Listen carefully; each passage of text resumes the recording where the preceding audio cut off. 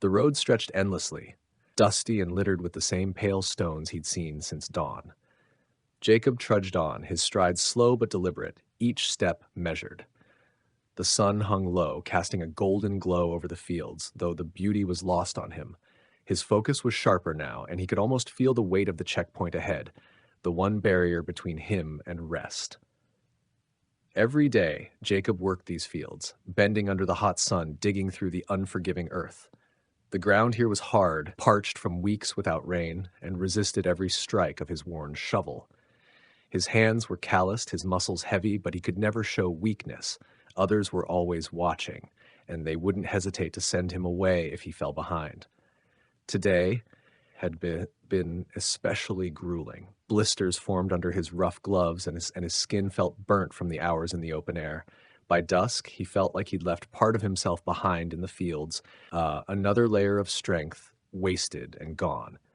His energy had slipped through his fingers, vanished into the ground he worked so relentlessly.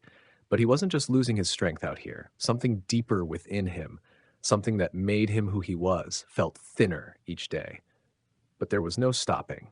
As the sun dipped lower, Jacob waited until the others began moving toward the checkpoint, then took a quiet detour.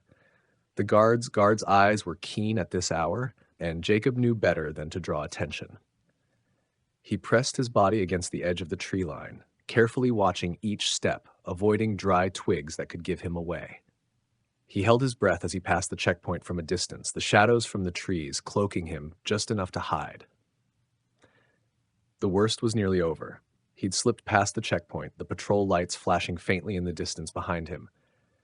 His heart thumped, relieved but always wary, and he moved quickly, needing to reach the caravan before any patrol caught him wandering. The old metal trailer was where he found shelter, but it was more than a home. It was a place to disappear. When he finally climbed inside, Jacob could barely stand.